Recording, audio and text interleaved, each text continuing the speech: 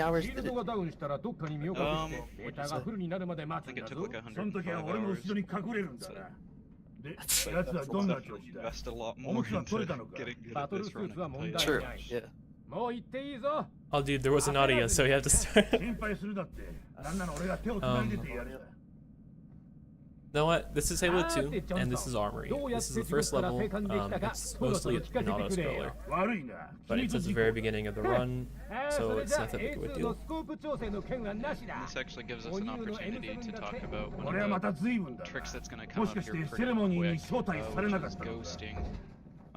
You'll see Dustin kind of walk against a box a few times, and then he all of a sudden gets to go through a wall. Well, in Halo 2, there's a few tricks that revolve around offsetting your hitbox a little bit, kind of messing with the game and how it interprets that hitbox. So, the most famous one is probably super bouncing, which a lot of people have seen on videos. You know, crouch under a thing and then go jump on an intersection between two polygons, and the game launches you into the air. Well, ghosting is kind of like that, except you offset horizontally, and the game lets you walk through walls. So it's kind of a complicated trick. It took a lot of effort from a lot of different people to figure out how ghosting works, to be able to skip a nice chunk of this first mission here. But, yeah, ghosting actually still isn't really totally understood. It's still evolving every day, actually. Just yesterday there was a big discussion about how ghosts work and if we can use it in other places, and there's almost certainly going to be new ghosts that are found in the run eventually. For now, there's just one or two, depending on how risky you want to play. And that first ghost saves about 40-50 seconds, I believe, over the original route, which is really cool. yeah, somewhere around there. There's also a second ghost, which skips about, I'd say, 15 seconds on easy, but I'm not going to go for it because it's a bit risky for a marathon. Yeah, the hanger one ghost is a little inconsistent. To put it into perspective, though, what that first ghost that he did skips, it skips about 40 seconds just waiting for a door to open. So it doesn't skip any combat, I think, which is really cool. But this hanger one skip, I'm in hanger one right now. On the legendary, it saves like a whole minute compared to the full game route. And me and a couple people were able to figure out how to make it a lot more consistent and viable, because it was just like an IL strat no one wanted to even go for at first. So it's pretty cool to see it even remotely used at this point in time. Halo 2 Easy actually has interesting start to it in that it starts off a little slow, and like, there's obviously the ghosting and stuff is a cool trick, but the tricks really ramp up once you get to the 3rd or 4th level. Also, the reason why I'm looking at those space stations, it speeds up the dialogue. If you like look at the floor or look behind you, it'll like delay it because the developers wanted you to look at all the cool stuff they could do. So you stare at both of those. We can like skip one now, which is just insane. They survive. But, yeah, you can save one of the space stations. Is it blown up when you go through the door or not? No, it's not blown up. It can blow up later in the level at any time though, which is what I've always thought was cool. Like your screen randomly shakes or whatever.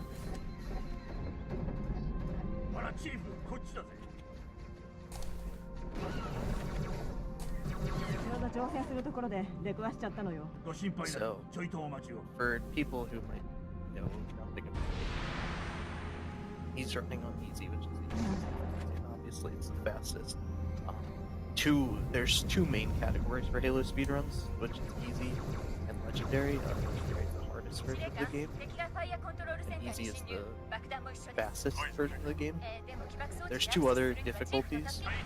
There's normal and heroic, but normal is kind of slow and easy, and heroic is just the easy legendary.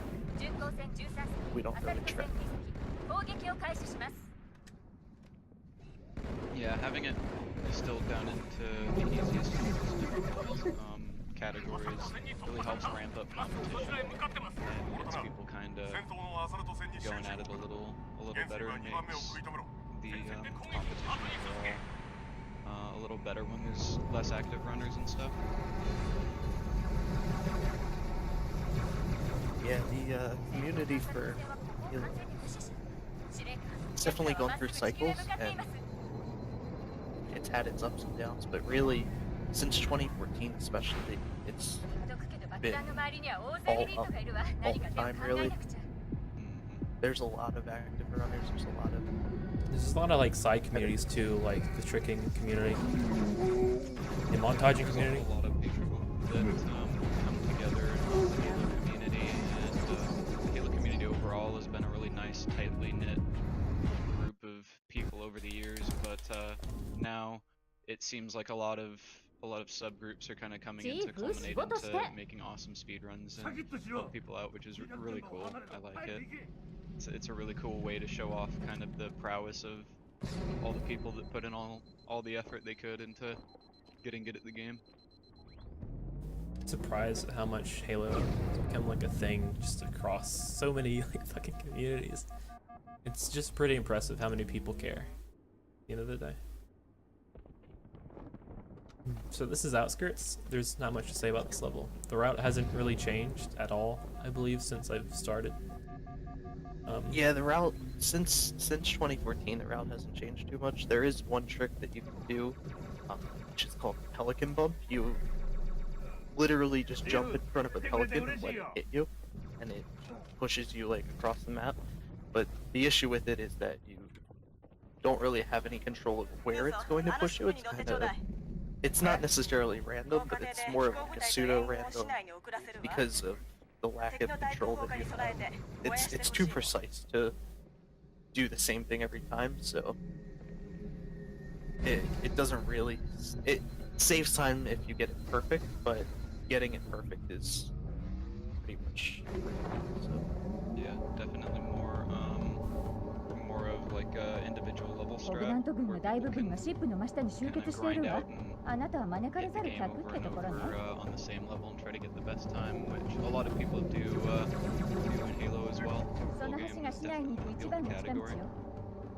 Yeah, going back to the history of it, the individual levels were actually dominant for a long time. Full game has really taken off since 2014, and it's the dominant category now.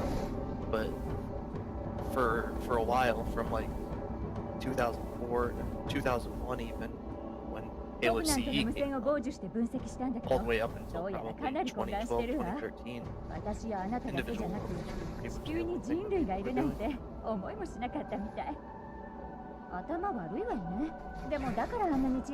were doing.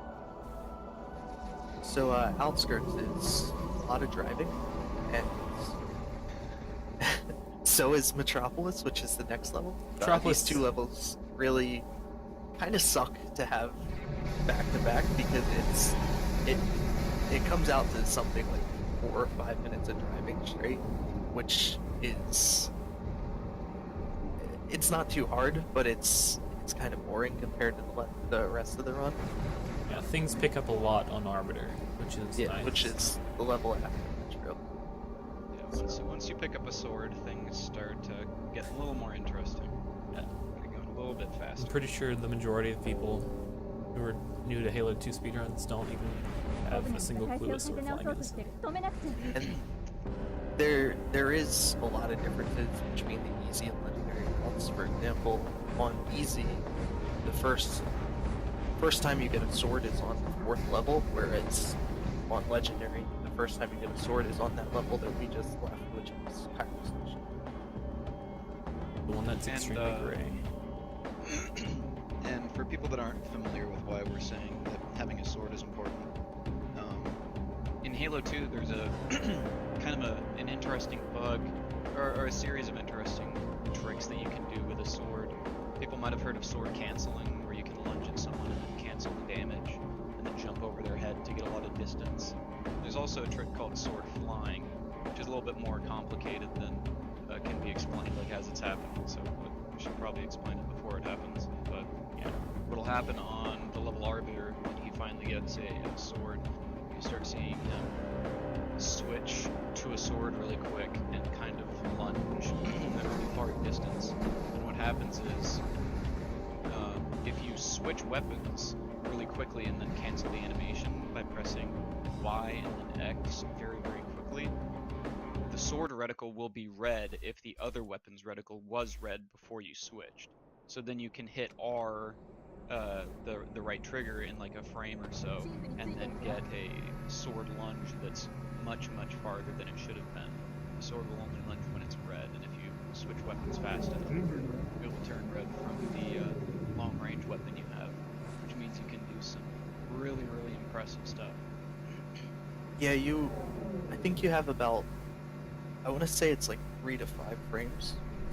It's a 3 to 5 frame trick, and you're basically tricking thinking that you're a lot closer to the enemy than you were.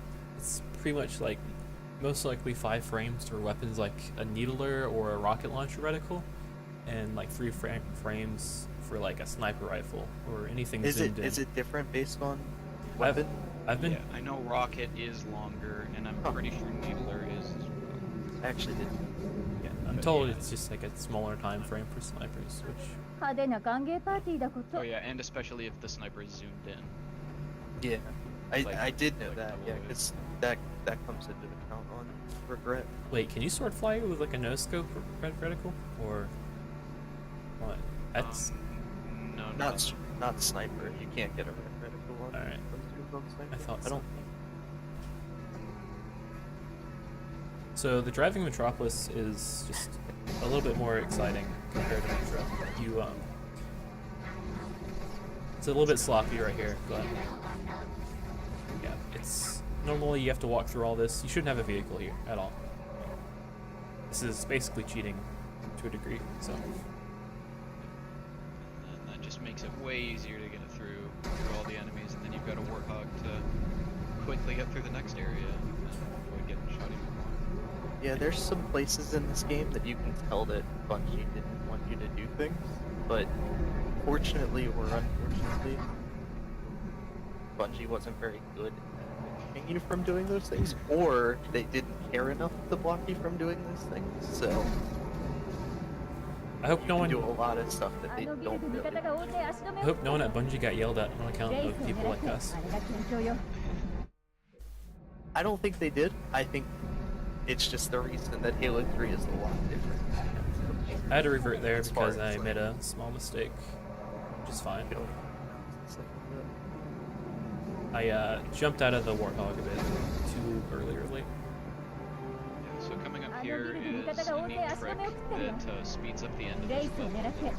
It's purely Scarab board, and what happens is, if you've played Halo 2 before, you'll remember that a Scarab kind of comes down and walks through this street right here in the middle of the building, but you can actually do a nice intermediate jump that'll let you get right on top of it early. You don't have to go over the bridge or into this building to get in, and you can go down as soon as possible.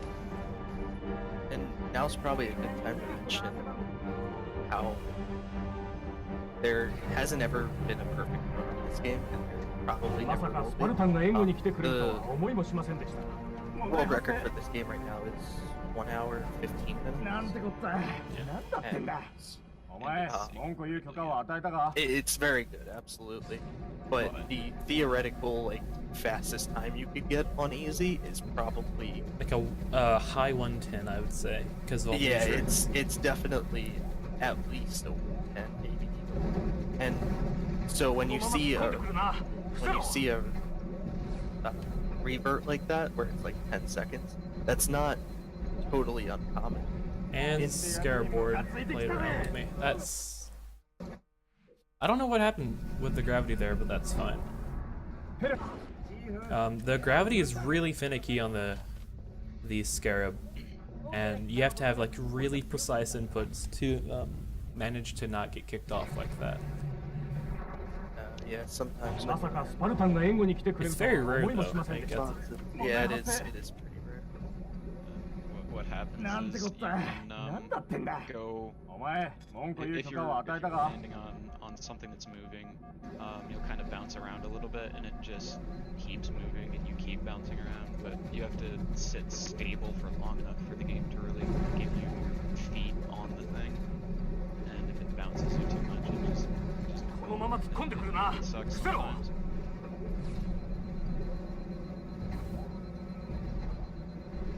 Halo speedrunning sections can be rough. Just the nature of the type of game it is, plus how long the games are. It really is. Things are going to go wrong. You do have to adapt to that. And really, your goal is almost to try and make things go wrong as little as possible. It's Perfect clear though. a perfect run. What I think I did wrong there was like, I very slightly jumped too late for the nade launch. It's like extremely precise. On MCC, it's not that bad, or Vista, but like, let's say I'm standing underneath the Scarab. If I jump while standing underneath the Scarab, the gravity will make me jump extremely high compared to normal, because it's just different. So you'll notice at the end of Metropolis, he actually only killed 3 enemies. There was probably 20 enemies on the Scarab. Those 3 enemies are the only ones that need to die. There's 2, I guess you can call them pilots, that are controlling the Scarab. They're the ones that are standing there pushing the wall, the computers on the wall, and then there's the white elite that has to die. Everything else is up. Also, a fun fact is, that's the like only sword I believe in the whole level, at least on easy, is that last elite, correct? On Metro. Yeah, I believe so. Yeah. And that's actually your first encounter with the. Well, you can get a sword on Cairo and Bomb Room if you get a white elite there. White elites in this game are guaranteed to have a sword if you make them angry. Yeah, if you enrage them, they will just throw out their sword. They can also, when they throw out their sword, there's like the first frame of the animation they can kill you, on Legendary at least. So they're pretty bad in terms of things like that. We should probably also mention that there's times in this run where you can kill your allies to do things, and at the start of this level, actually he killed his allies and skip a bunch of dialogue. Otherwise, it's like a 30-second dialogue or something like that. Whereas if you kill them, then basically the game says, well, there's no one here to say this dialogue, so we're just gonna skip to the next thing. And there's a couple spots that comes into play. So right now I'm gonna. Everything should be dead. It's okay. That's completely my fault. I thought I saw him die. So I'm gonna camo here so that whatever spawns I get, I can take advantage of, and then I'm gonna sword cancel through the halls.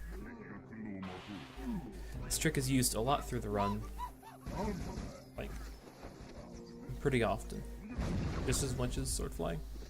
And that was a pretty smooth section.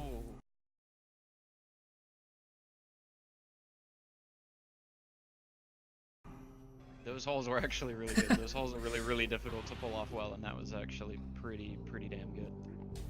No.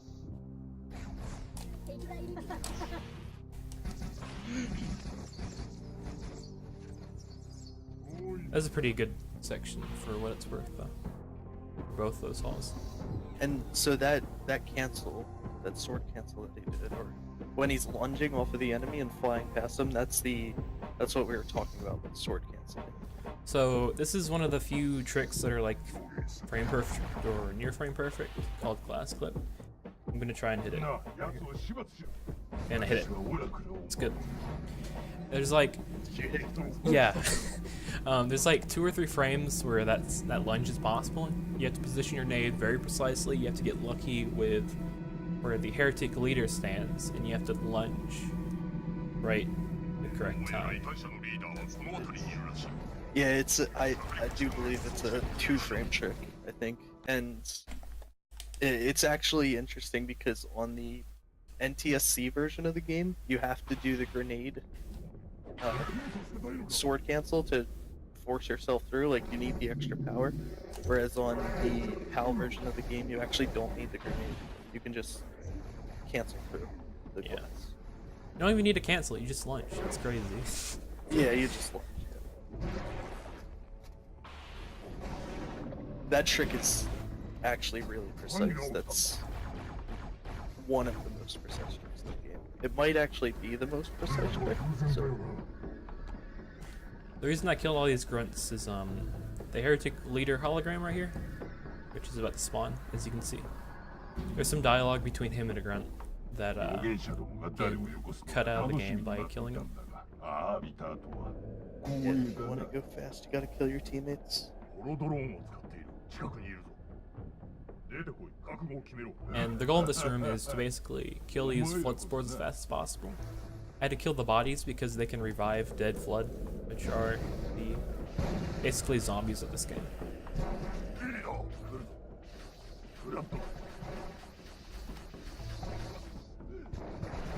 This was a very good room.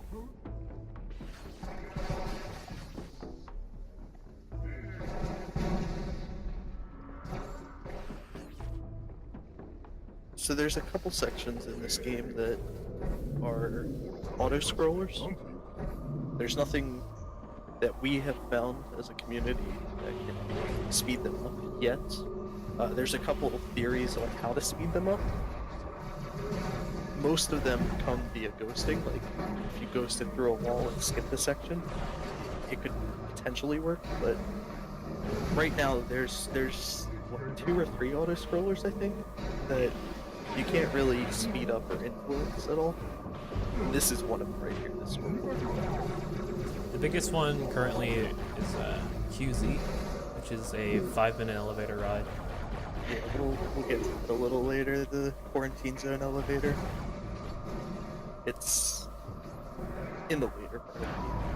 Yeah, at least it's a nice time during the run when you can kind of go and take a breather if you're having a good run on QZ or something. Yeah, and it's actually before the hardest level of the game, so it kind of works out. You just saw Dustin kill his elite allies. Same thing. It makes the run faster. The reason it makes the run faster for this one is that later in the run there's going to be a door that if they were alive, it would wait for them to go to the door. But since they're dead, it doesn't wait and it just closes the door. It should saves about 10 seconds. Yeah. So the elevator ride here ends in about 1 minute and 30, which isn't very long. And I'm just killing these enemies right now so that it's slightly entertaining.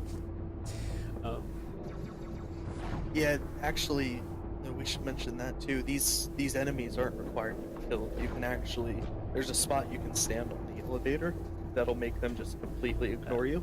If you walk into this little corner right here, it'll put your camera through the geometry, which you can't really see, but the enemies won't see you because of that. So it's an old lasso strat, if I recall correctly, that people used to I'm not sure. I know it actually wasn't done in runs until pretty recently, the last year or so. This guy needs to stop. Okay. Just wouldn't stop running around. The biggest thing I'm gonna go for here is a checkpoint or the drop, because once you get to a certain point, the death barrier below drops down. If it wasn't there, we'd just drop down and walk on through. But yeah, if you're looking at this as like a first-hand viewer, you're gonna see him drop down on the elevator, and you might be saying to yourself, "Why wouldn't he just do that 4 minutes ago?" I'm the best, and then they get the world record. There's Bungie. While they're not good at blocking you with boxes, they're very good at blocking you with death barriers.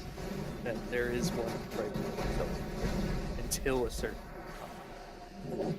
It kind of follows the elevator along and it'll move down with it. So when you get to a certain point, it'll clear the door and then you're actually able to run onto it. I didn't get a checkpoint, so if I die, Nah, I'm fine.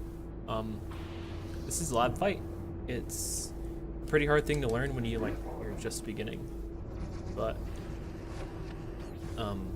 if someone could explain it in here, that'd be nice because it's a bit of a football. Yeah, so lab fight is really interesting. I like to call it hurry up and wait, because really what you do is you have to kill a certain number of enemies in a certain order to get more enemies to spawn, which you don't have to kill, you just have to wait a minute and then kill them. So when you walk into the room first, there's going to be, I believe, 2 grunts on turrets, an elite, and then 4 flood characters down at the bottom. You're going to want to kill them as quick as possible, because that's going to spawn the heretic reinforcements, the elite reinforcements that you saw. And he jumped up immediately to kill them, because you're going to want to kill them next. And then after that, there's going to be 4 more flood reinforcements that spawn simultaneously with those heretic reinforcements. Once you kill all of those, and if you kill them in the right order, kill them quick enough, you're going to have another 4 flood reinforcements. This time it's going to be combat instead of heretic. And once you get those 4 combat forms to spawn, the room's on a 1-minute timer, where if you were to kill them, it would just respawn them over and over again until that 1 minute's up. But instead, we just kind of wait with them, and we just let them shoot at us for a minute, because on easy, they don't do any damage, or they do very little damage, so it makes it a lot easier to group them up. So you'll see right now, he's waiting at the door, and waiting for the 1-minute timer. After the 1-minute timer's up, he'll kill them. It's actually, we used to not know that the room was on a timer. We used to fight everything. keep killing these guys, and we lost probably about 15 seconds on average because of it. Because if you kill even 1 second early, you'll get a reinforcement, but he'll spawn all the way up at the top, probably on the other side of the map, so he's got to run all the way out before you'll be able to kill him, so you'll lose time. There's a lot of nuance in this game like that. A lot of stuff that people are still discovering every day, so... Yeah, like absolutely. tricking in video games, come hang out with Halo runs and try to find out some new stuff for Halo 2, because there's still plenty. Shout outs to HaloRuns.com for all your Halo speedrunning needs. Yes, it is everywhere the community is. Clear?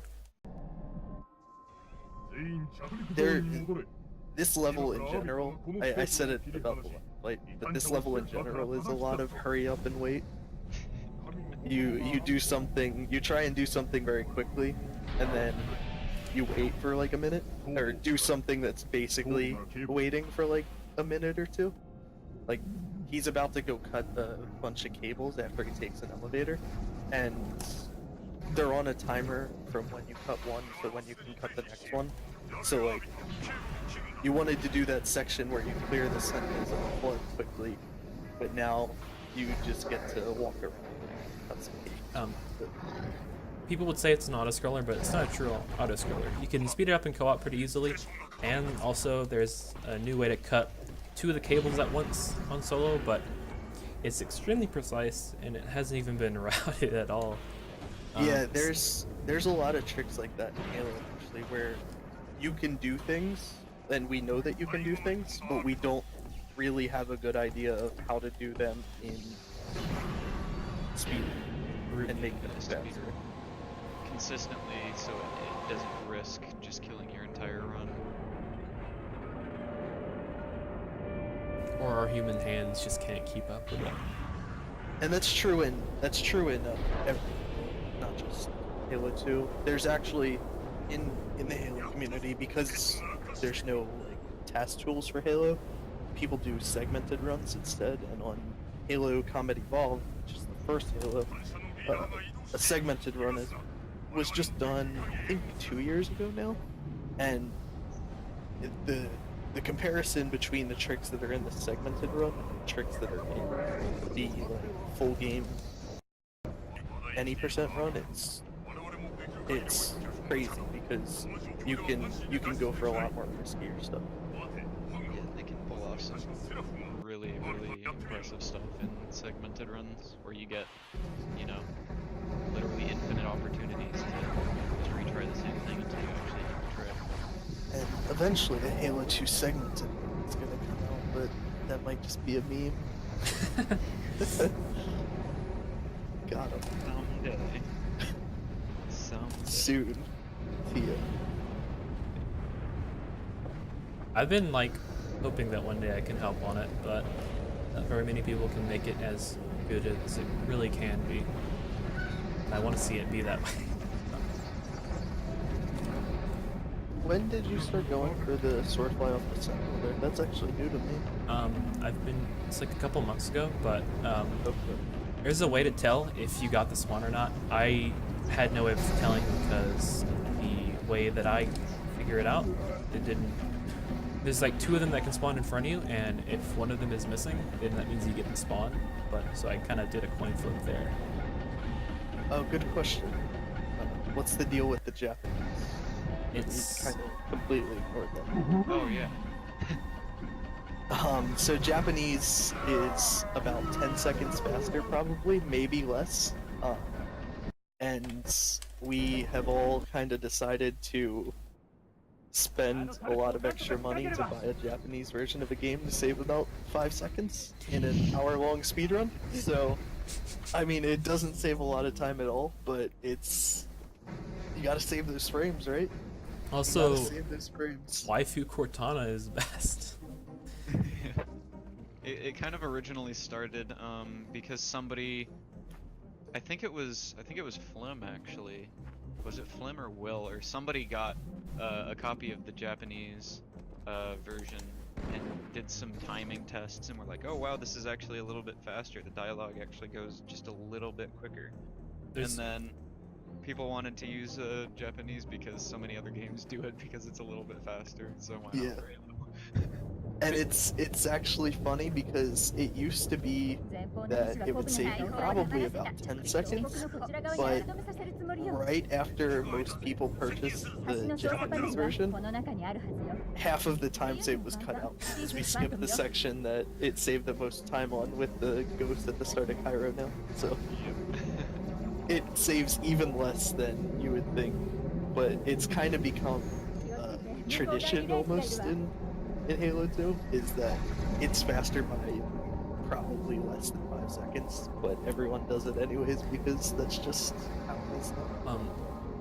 The most time it saves, yeah, it was a perfect launch pretty much. The most it saves is like on the level Armory, which is the tutorial level. There's like a couple of differences in the game. How guns move saves like a second, and there's a rare glitch called light skip where when you're looking up and down, it can just skip that dialogue, but it's completely random. We don't know what causes it, and it doesn't. It seems to only happen on certain versions of the game as well. Like it doesn't happen on. It depends on. I don't know, Dragon. You might know more about that actually, because there's certain versions where it does happen, and certain versions where you can't have it, or no one has it happen. I'm actually not familiar with the versions that people have got the light skip on because it's so rare that there's not very much footage of it to begin with. The only way you can get it is on the patched like emulator with upscaling, and I've had it happen on this version, the regular 480p super pixelated one, but it only happens if I stand still for a while at the Armory, then look up and down, which is really weird, and I don't know how that works. So what's the advantage of the version that you're running, the pre-emulator? There's just a lot less console lag in sections like on the Oracle. I guess, Dragon, you might want to explain some of that. I know you know a lot of the tech, like what the difference of playing on 360 versus original Xbox and stuff like that. So this run is being done on the 360 right here, and the way that the 360 runs original Xbox games is by using an emulator that Microsoft wrote. And there have actually been patches that were released for it over time to kind of expand the game's library or improve the emulation accuracy. And Dustin here is using the unpatched version of the emulator, which we don't quite know exactly what changes it makes. We know that it does some things with upscaling and potentially some anti-aliasing. We know it changes how the audio is processed. But what it also does is it lowers the resolution and quality of some effects. So things like enemies or allies that have active camo coming into the room, like on the start of Oracle, where you've got a whole bunch of fog and a whole bunch of enemies and a whole bunch of cool looking effects. Usually you'd look at the ground to kind of minimize lag, but doing it on the unpatched emulator, it runs a little bit faster because it doesn't do as much processing as accurate. At least that's the current theory. This version loses time in 2 places. One was the light skip, which I mentioned, which is completely random, so I don't even mind it. Another is on Legendary, because there's a glitch that you use to save and quit, so you can have an infinite camo as the Master Chief from Skull being deactivated. And when you save and quit and go to the dashboard, you have to reload the game, and you can't skip the Bungie logo, which loses about 8 seconds, I'd say. And those are the only things that it loses time at that we know of. So I just run it on this. Yeah, both of which aren't really relevant for this release. More so for Legendary. And 360 is just faster in general, even though it's going through an emulator. You could run it on the original Xbox, but loads are slower, and the console itself just lags more. Is there in-level loads? Or not in-level loads, but between-level loads on Xbox original? I would or do they still do it through the cutscenes? They still do it through the cutscenes, and you can actually hear it go like harder. It takes Yeah. Halo 2, that is a really good point. Hockey brought up a really good point. Halo 2 does a neat thing where it will preload levels for you before you get to where the loading screen would be, so you don't have to sit through the loading screen playing the game. You just get to watch the cutscene and then you get right on to the next level. Nice smooth experience. I've seen things happen where, like, if you reload a checkpoint at the very, very end of the level and then like start the next level, you'll see like a loading percentage screen, which you'll never see if you're not like abusing the game in a way that makes that happen. Yeah, the loading screens actually have like a video that's played over top of them, and people who've used like a modded console might have seen this happen, but if you just delete the video files that it uses for the intro or for loading stuff, then you can actually just see the loading screen and it just says loading with a percentage. And lets you just kind of actually see the progress. So Regret is another one of those hurry up and wait levels. You have 4 auto-scrollers on it, really. You have 2 gondolas and 2 elevator sections, which you can't do anything to speed up, as of today at least. So you have about like 4 minutes of action and 4 minutes of auto-scroller on this level, just probably going back and forth. Like at the start you have to do a sword fly that's pretty precise, and then you wait on the gondola for a minute, and then you have to do the middle section. I like to call that sword fly off the hunter the Dustin special, because the only one that does it, and it saves a whole second. 1 whole second. Yeah. That's cool. You shoot them to push them back in. Yeah. But, yeah, I like that. No, I kill one of them, and then the other one. Oh, do you kill the first one? Yeah, Okay. and then the other one's dazed, and he doesn't punch you out of the way as you lunge. I think I'm flying off the one that I kill, actually. I'm not sure. But I don't know, it's literally a second. Yeah, I've never seen that. That's cool. I might start doing that. 開墾の預言者のシップにハイチャリティから返答が入ったわ。真実の預言者からの暗号化されたメッ I セ mean, ー at ジ。 least wait.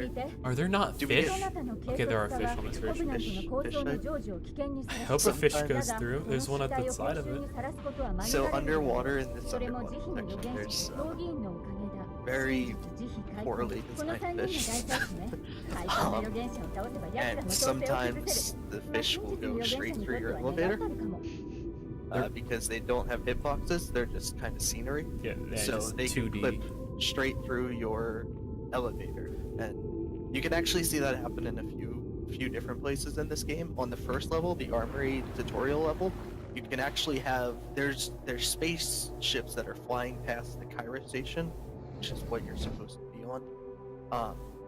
And there's spaceships that fly past, but sometimes they spawn underneath where you are, and they can fly right through the Cairo station.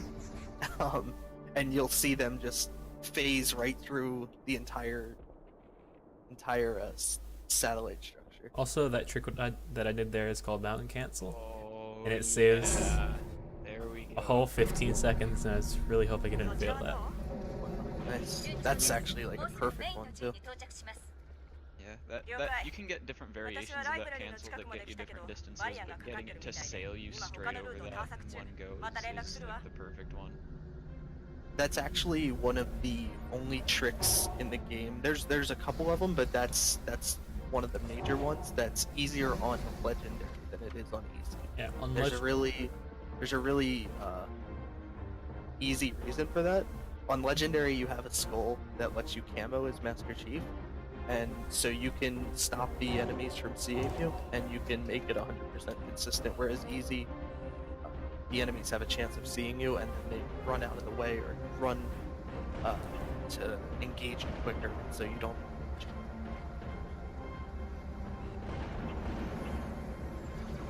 It's actually really exciting. That's Yeah, you were yeah. Before the run, there was a couple things that you said you wanted to get, and mountain cancels. So that's really cool. Also, this level is the second level with a boss. Halo 2 introduced the concept of like actual bosses into Halo, which I thought was pretty cool when I was like 5. But yeah. The boss difficulty is a little mediocre on easy. Yeah. The last boss dies on easy in exactly 3 shots is fine, which is hilarious to think about. Actually, probably Regret is the most noteworthy boss on easy. We actually pretty much glossed over the first boss. If you didn't know, then you probably missed the fact that he's already killed the boss, which was on Oracle, which was 2 levels ago. He's just a regular elite. Yeah, he's just an elite that flies around. On Legendary, he's like this super boss that's actually pretty difficult if you don't use speedrun strats. But on easy, you just kind of go up and sword him twice, and he just falls over, and it's like, oh yeah, that's the boss fight. That was actually a gold. Was that really a gold? Yeah, Nice. by like a second or 2, which That's is funny. What was the time on it? 46. 8:46. Wow. That's really fun. Which might.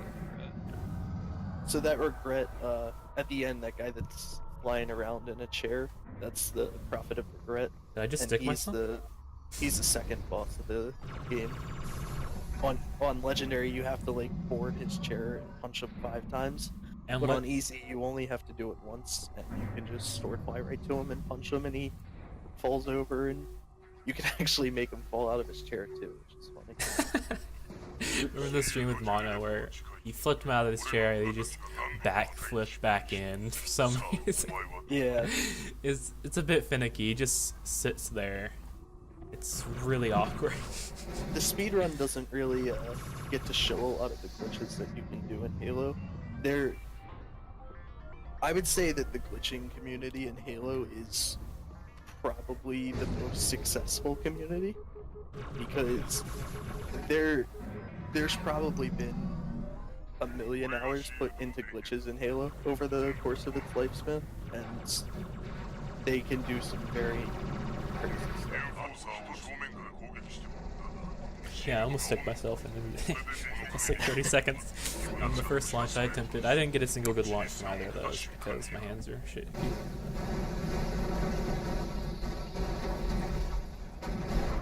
I can technically PB by 3 seconds if I hit goal on everything. Nice. Still a really good run. Extremely good run, then, yeah. So this is the worst level in any game that's ever been designed, ever. It contributes nothing to the story. It's just walking. The end is completely luck-based by where they spawn and what time they spawn after killing the last wave. It's just bad. I think this is actually the worst thing that's ever been invented in this level. Forget about the concept of genocide or, you know, atomic bombs. This fucking level takes the cake. Jesus. So yeah, go ahead. Actually, there's kind of a neat little thing that's that works. So actually links at you, but Is there really?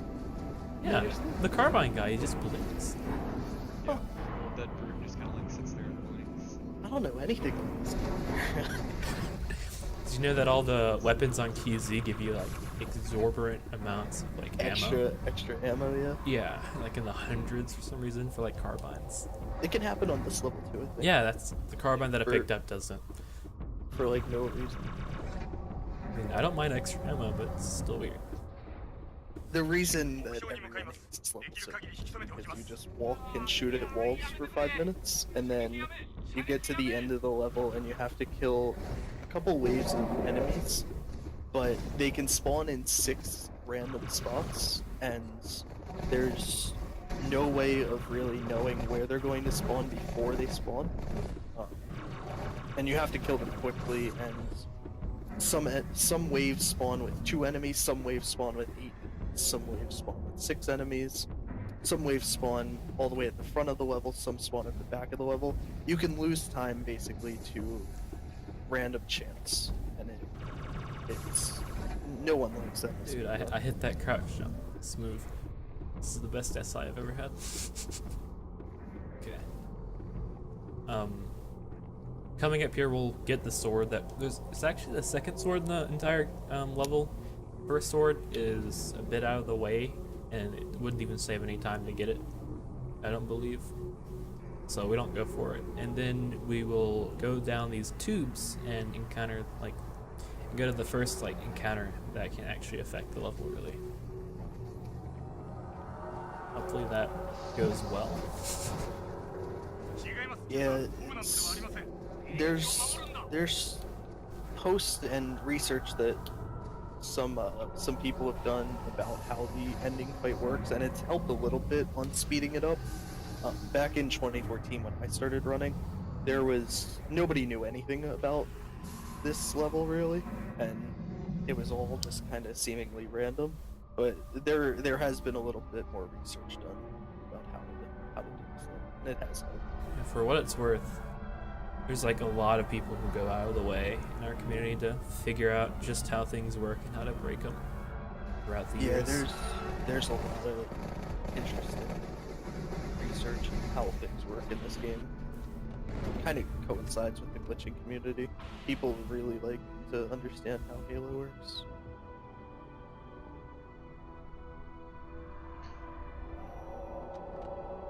These take a bit of precision to do very well.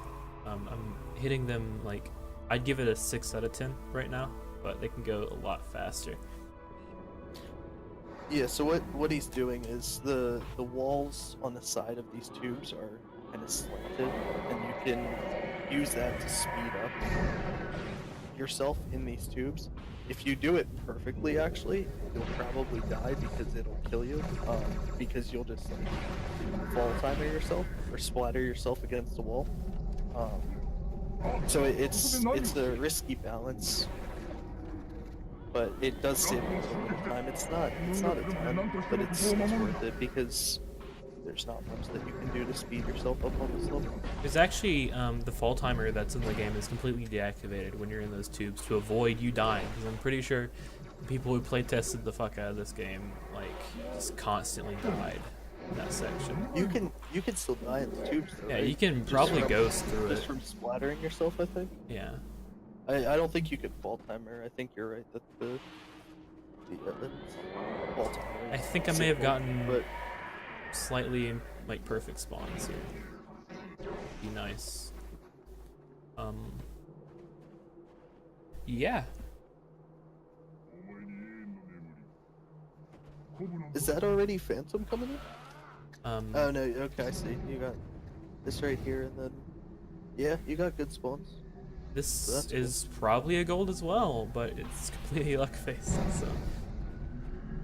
That's pretty exciting. Double gold.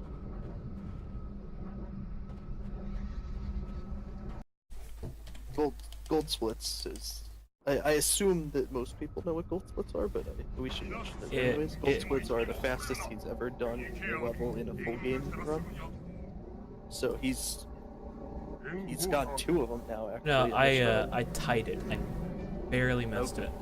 If I would have gotten like the launches that I was going for, it would have probably PB'd. But this sucks. So Still tied it. That's really awesome. this is actually a decent run, surprisingly. This level's a lot more driving, Yeah. and then a lot more waiting. This is one of my favorite levels. I love the driving of this game. It takes a lot of skill to actually be good at this. Especially this. Yeah. Yeah, this is another one of the instances of places Bungie tried to block that you got to go through, but once you can't get it, you're just going to get the ghost. It's incredibly tight. There's also the first moment you come outside with the ghost, there's like a launch you can do in ILs that saves about 7 seconds, I think it was when I timed it. Which, if it weren't for that launch, I'd probably have like the top 3 times. Like I have second place for both levels without that launch, and it makes me so upset. I hate that launch so much. And I'm flipping the ghost a lot here, but that's fine because I can just. Bungie isn't very good at blocking you from driving through things. They're really good at blocking you from death barriers and stuff like that, but they're very bad at making you get out of vehicles. At least in this game. In later games they get better. But for some reason they get worse at death barriers, so I don't really know what happened. You can see on outskirts, like they knew people would get out of the map there. Like, surprised they didn't figure out that we'd be able to do all this. Yeah, they actually encourage you to get out of the map in some spots, especially on outskirts, the second level of the game. There's actually a skull and a couple Easter eggs that are outside of the map. So they clearly knew that you could get outside of the map, and they clearly didn't mind. But I don't think they knew the scope of like how much you could get out of the map and how much people were going to like abuse it. Because they definitely intended for it, at least on some levels. Like all the broken stuff in this game, you think like all this game breaking stuff would take away from the experience, but it's probably why Halo is such a big thing in tricking and modding and everything like that. It's added a lot to the game, more like a casual experience could ever really. Yeah, back in the day, when Xbox Live was around, people would have tricking lobbies hosted constantly. That's pretty much my entire childhood was playing Halo 2 on Xbox Live back in the day. Same. I was in a super bounce clan for 6 years and Yeah. spent probably a year's worth of game time in Halo 2 back in the day. So yeah. Good old Dustin over here didn't get Xbox Live until Halo 4 came out. Feels bad. I'm the newest runner like in this call right now. Yeah. Unfortunately. And But there's been a couple waves of runners others that have joined the community. Like it kind of works in cycles where back in 2014, a lot of people joined the community. It kind of died down, and it was just those people playing. And then when Halo 2 or Halo Master Chief Collection came out, another big wave of people. And it seems to come in cycles. So I'm sure there'll be new runners who will get 55 minutes soon. I wish we had a Japanese speedrunner for Halo 2. My old man hands are gonna be washed soon. This is another one, actually. Yeah. You just have to sit still for 5 minutes. This is the longest one. This is the quarantine zone one we were talking about earlier. This gondola is actually moving at like hyperspeed. Hyperspeed, that's a bit too much. It's moving really fast. Yeah, it's the fastest object in the game, I believe. Yeah, and so really, even if you could find a way to theoretically speed it up, it's already going so fast that it's probably not possible. So I don't think this will ever be taken out of the game. I think this, unless there's some sort of like wrong warp, I don't think this is going to ever be skipped. So you get a nice 5-minute break right before the hardest level. It's the hardest not in terms of like the difficulty the developers made, but in terms of like all the tricks you pull, the technical aspect of the entire level, combined with the fact that there's a very RNG dependent trick at like the middle point that you need. It's just probably the hardest for any runner to get a competitive time in. I wouldn't even say my time is good, and it's currently second place, I believe. It's just extremely difficult to do like in one segment. Gravemind is probably the most infamous Halo 2 level. It's definitely the most difficult if you're trying to beat it casually, like on Legendary or something like that, on one of the harder difficulties. I mean, maybe. I don't know. On Legendary, you could argue Kyra Station. Kyra's pretty difficult on Legendary as well, but prison though. The prison is, yeah. From a casual standpoint, the Gravemind is probably the hardest level because there's just a lot of combat and a lot of difficult combat. We skip all of it, so. Because we like to cheat here at Halo Runs. Those dang speedrunners, they like to go fast and skip things. I remember on when I was a kid, I booted up Gravemind Legendary because I thought it would be a good idea. And it's like you come in the room with one gun, 2 brutes with a high rate of fire weapon, and 2 grunts, and they all look at you and they all start shooting. And you don't. Yeah, the spawn of Gravemind is just not fair. You spawn like in the middle of 6 enemies and they're all shooting at you right away. It's not fair at all. I can't believe they actually designed it that way. It's actually surprising. Yeah. I'm pretty sure people who start off like casually did not expect to just be in that kind of situation. It's hilarious if you're like honestly just think about. Also, this flies really hard, so I took a couple seconds to not miss it, or else I get reverted to like 3 minutes back. Thankfully I hit that. Yeah, the fly he just did, if you miss it, you go back to the start of the gun. Nobody wants that. Did I ever tell you that time I went for a second nade boost and I killed myself? Nah, I don't remember that. I should find the clip of it. We used to do that with a grenade jump. Do that skip instead of a sword play. Really? Oh, yeah, you jump on the thing. Where's my second needle? You would have to jump on the arm. So this is Gravemind, where you have to clear a bunch of enemies, and there's a lot of nuanced tricks to Gravemind. There's a lot happening at once. Right now, I walk into the corner of this object right there, and the game pushes you into the correct spot every time so that you can stand Like, basically, imagine 4 squares in the room, and there's like a line in between all those that you can walk into, and it avoids the enemies from spawning at all. And it saves a bunch of time. Yeah, Dragon, you could probably explain the triggers pretty well. I know you. So, in this starting area right here, there's actually been a couple different ways we've done it over time, but there's a couple different waves that spawn. I don't remember exactly how many, but you can actually prevent them from spawning by standing at the intersection of 2 different trigger zones, which kind of tells the game that you're in both of them, but neither of them at the same time. It gets confused and just refuses to spawn them because it thinks it can't. That lets you speed things along, and then just kind of move on to the next wave and get going. Because the game wants to spawn them opposite from you, right? It wants to spawn them on the far end, but because you're in both, it just decides that it can't spawn them instead.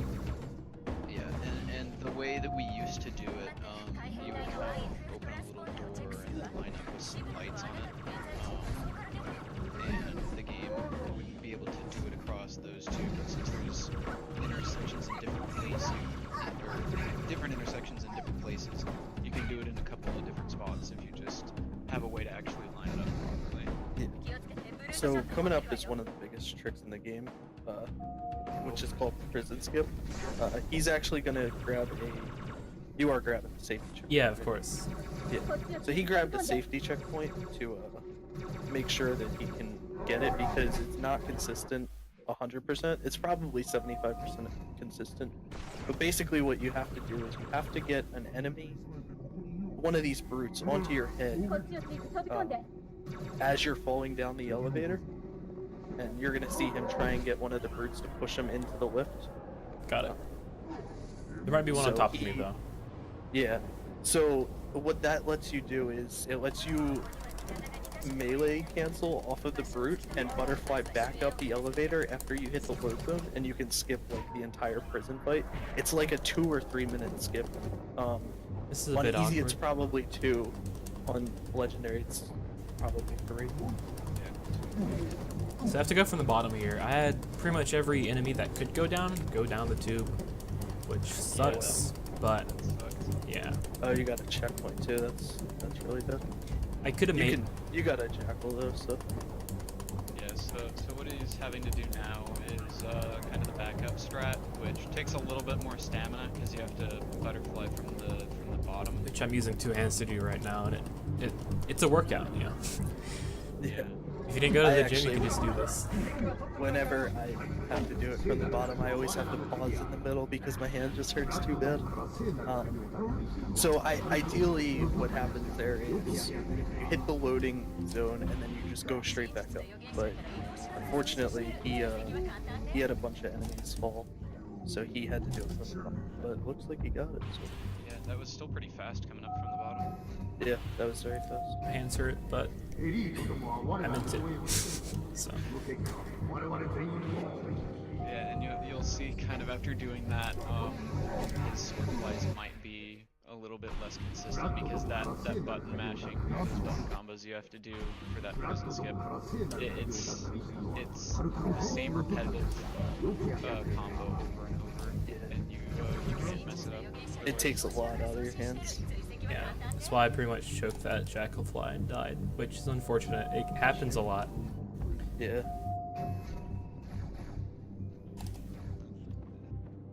Nothing worse than jackals, or jackals with sniper rifles. For sure. The other thing about, I was gonna say, no, actually, one other thing I was gonna say. Crouch outs. Oh yeah, well, that's a trick that's coming up here in a second, is there's lifts that are horizontal that take you across these little light bridges that he's gone through. You can crouch at a certain time and it'll stop you from having to like stop and pause at the end of it, and instead you'll skip right through it and you can like slide all the way to where you need to go. It's a relatively new trick. I think people started doing it in 2015 or 2016. It was found by a guy named Will Source, or maybe not found by him, but it was put into the run by him. Definitely popularized by Will. Didn't he wasn't he like a god at Grapevine as well? I'm told he was one of the best. Will has been really good at this game.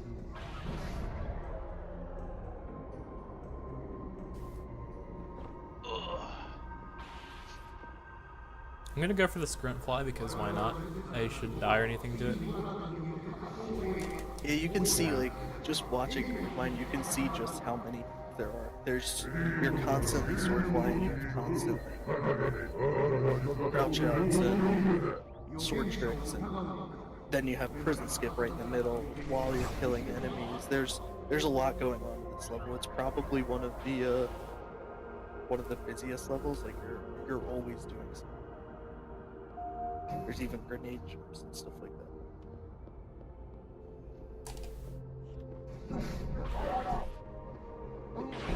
And actually, one of the nice things about those horizontal lifts right there is their speed is almost the same speed as a sword fly. So just being able to use those and then get the crouch outs to kind of come out is really fast. Plus, it's a nice break after prison skip. So prison skip, to go back to it, I don't remember what to say about it now. Prison skip was found, well, it's only last year, right? 2017? Yeah, it was like March. So it's relatively new. It's only been in the game for about a year. It was found by the probably most well-known runner of this game, which is Mr. Monopoly. He has run this game for 13 years, but he just was trick hunting one day and happened to figure that out. Save 3 minutes off of the run. So it's really, the game was 13 years old at that point, and it just goes to show how much new stuff they're still doing. I believe I started as Prison Skip was being found, which is hilarious because I've never done prison. Not once. All these new runners not knowing prison. Back in my day, we had to know the prison. We had to know how to get the enemies to die coming down the lift. That was a good, oh yeah, the dealer. That was a good grave mine. Agreed. Apart from the death, that would have been like pretty fast for a marathon. I would have been really happy with it. Yeah, the death was a little unfortunate, but like I said earlier in the run, it can definitely happen. Things just go wrong in this game sometimes, and there's not much you can do about it. So this is Uprising. It is like the shortest level in the Halo. Not true. There are faster levels on co-op, but this is the fastest solo level in the entire series. Is this still faster than Prepare to Drop? Yeah, this is wow, faster. It's significantly faster. 20 seconds faster. Look at that. I might be dead unless I land on this. No. That's a funny death. It's not a good one, but I don't know how I got so much distance from that. I'm actually surprised that even happened. The barrels. That's a newer strat that people go for. You can kind of save it's got to be like half a second or something by using those exploding barrels to give you a boost. Okay, we get it, Brute. Get it.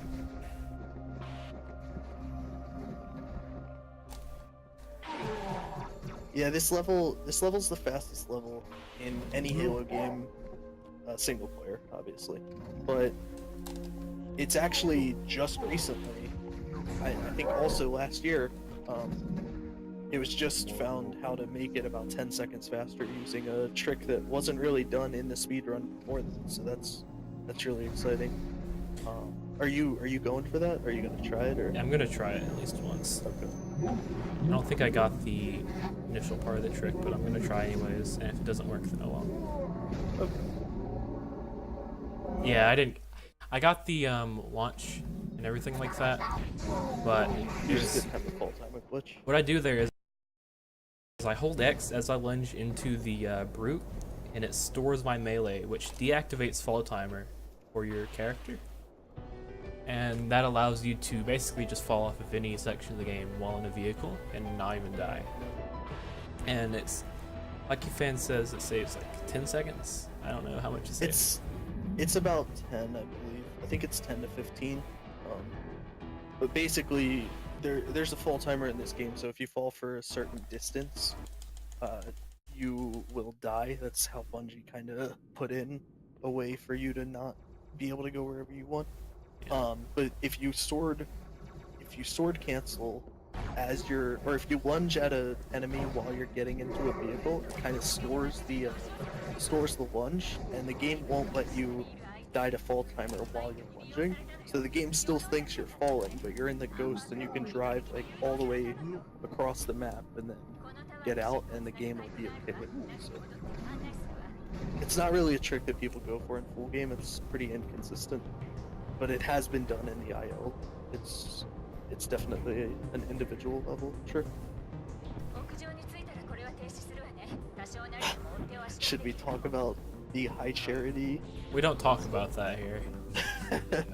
Oh man. So, high charity is the level that he's on now. You can see that he's going through the level, going up an elevator and a whole bunch of stuff.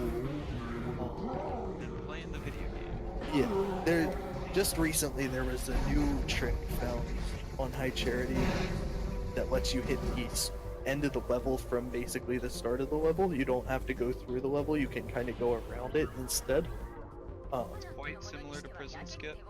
But... Yeah. Except you go down, much farther down. The map is gigantic, and the in trigger is instantly loaded as you start the level. So to make it go, out there. Yeah. If you're able to make it far enough around kind of the corner that you have to get around to get to the ending trigger, which you can do if you do kind of like a Prison Skip style butterfly underneath some flood that you can manage to position right, and then you can just get to the end trigger and end it immediately, which is kind of and it's relatively new. It's been done now once in a full game run by Rana, and it's very difficult. It's like 2 minutes worth of mashing. Theoretically, though, it can go about 2 minutes faster than an average high charity. An average high charity on easy takes about 3.5 minutes, and if you did this trick perfectly, you could probably get it in a minute 30. So its potential's huge time save, but it's incredibly inconsistent right now. It's maybe by the end of the year it'll be something that's more full game viable, but it doesn't. Right now it's tough. It's like Hockey Fan just predicted when I quit the game. Dustin isn't a big fan of the trick. Let me see if I can do my favorite fly in the game. No.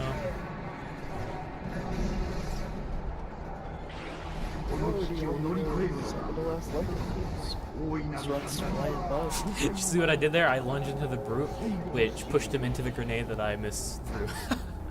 It's pretty nice. The last level is, I think, probably my favorite, because you don't have to do really anything, and there's cool driving. So that should be fun. This was an okay high charity. It wasn't the best though. Yeah, so the last level is Great Journey, and it's another level that's similar to Regret in that you have to do a lot of stuff for like 2 minutes. It's probably more similar to Quarantine Zone actually, because you do about 2 minutes of driving, and then you wait for like 5 minutes. So Let's see if we get out of this Banshee and get back in. I'm so glad I figured out how to get the brutes to drive in the direction I want them, because that was very smooth. Oh, at the start when you board the... Yeah. Can they run you over and kill you on easy, or no? I don't think it would kill you. Alright. I'm pretty sure it would. Probably could have tried to get him to. Yeah, I mean, if they ran into like 10 times or something like that, then it would probably kill you. I don't think one splatter would kill you, unless they like cross you and get through the wall. The brute got the ghost, and I did slow strats, which is probably the worst part of this level because I can't figure out how to do it consistently. Please email me if you have any tips, because it's actually the worst section of this game for me. Because this Wraith, if you're fortunate enough, will go forward. I have to revert again, or else the brute's gonna get in that thing. Yeah, sometimes the AI can be kind of finicky and not really want to cooperate.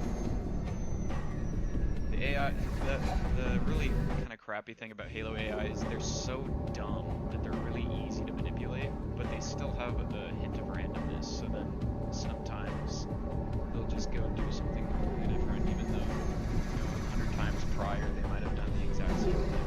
Yeah, it's tough. It's like there's a lot of parts of this run that you want to manipulate the AI, but sometimes they're just not willing to cooperate with you at all. So I think this is the worst thing I've ever had happen on Great Journey, I would say. And there's really, the thing is that you might be saying to do it a different way. There's really, unless you do it really slow, there's not a whole lot you can do. This section is actually one of the worst sections on easy. Yeah. And it conveniently comes at the end of the game too. Yeah. Because nothing says perfect speed run like hour and 20 minutes into a run having a hard section. It's not even hard, it's like they're taunting you. They just drive backwards at the same pace you walk forward. I can't do anything. Yeah, it's actually kind of cool to have the brute get your ghost, because he drives backwards away from you, staring at you, not shooting at you or anything, but he just looks at you and drives backward as fast as you can. Now they say not faster or they say cyberbullying isn't real, but this game stands the test of time for that statement. But literally, I think I've had 3 runs die to that section so far. More than Prison Skip, actually, which is hilarious. But fortunately, though, that is pretty much the last section. There's the only thing that's left really is soft lock for this section, which I've never seen on easy. That can happen, but yeah, that's like really rare. The only other thing that can really go wrong is the boss fight. Tartarus fight, but that usually goes pretty well. Gigaton, there are like servers online for PC and Xbox. On Xbox, there's a program called Excellent Kai, where like a few dozen a day play online, which is really nice. There's a couple different solutions. One of them is called Excellent Kai. That's the kind of more popular solution. There's also a smaller one called Xland. That's like LAN people use. But basically what they do is they bridge your connection of your Xbox to your PC and then let you kind of spoof a system link connection over the internet with other people. And then you can play system link games from your Xboxes. Halo 2 and Halo 3 both had high max rank of level 50. In Halo 2 they actually, I believe 43 was the last numerical one, or 42, I can't remember which one. But after that they had symbols for the rest of the ranks, like 43 through 50. 50 in Halo 2 actually was the Halo ring.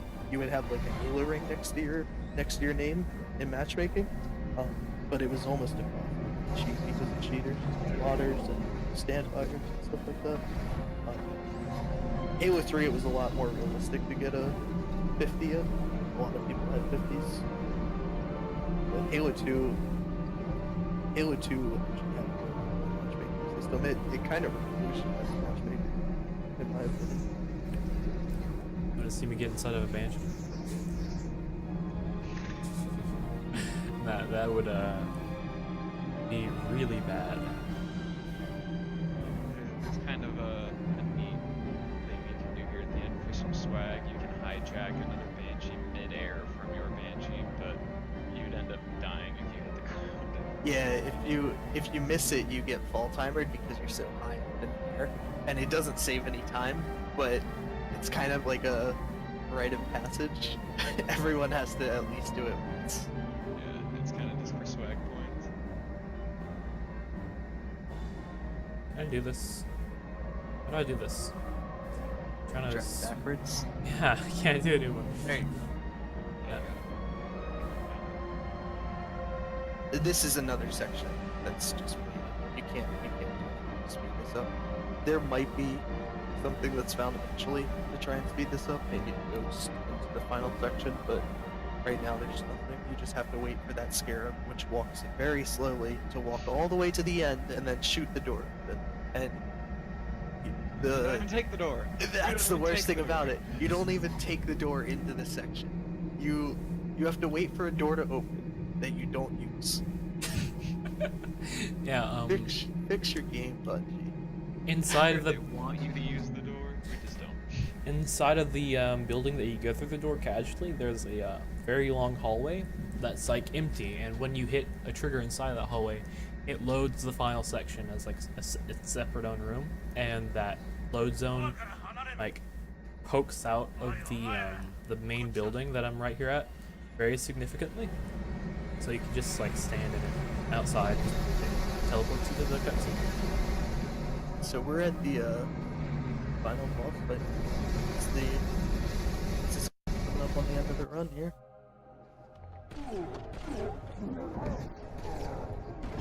The guy just fell off. I actually practiced the headshotting of that brute right there like 20 times before this run even started.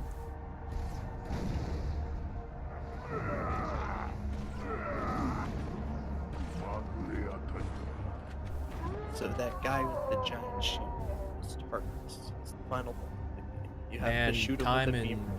3, 2, 1, and it's over. And that was Halo 2.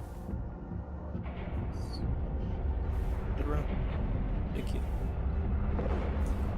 That was a 23-13. 123-13. Nice. Yeah, that's really good. I beat the estimate, so. Under estimate. There you go. So yeah, if you liked what you saw, check out HaloRuns.com. It's where the Halo speedrunning community is. Everyone's really welcoming.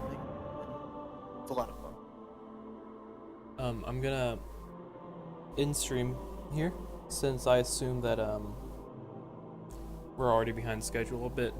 But thank you for watching, like Hockey Fans said, and good luck to the next run. Yep, thanks everybody. See ya.